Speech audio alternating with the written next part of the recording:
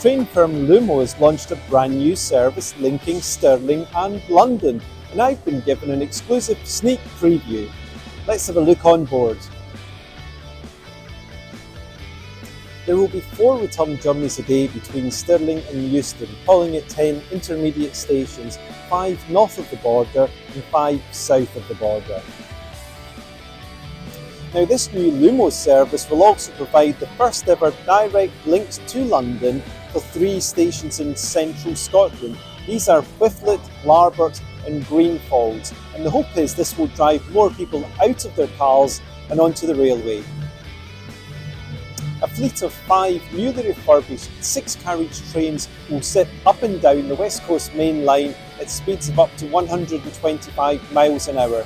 Journeys should take around 6 hours to complete. Now, the crucial thing about Lumo is fares. It's known as a low-cost operator.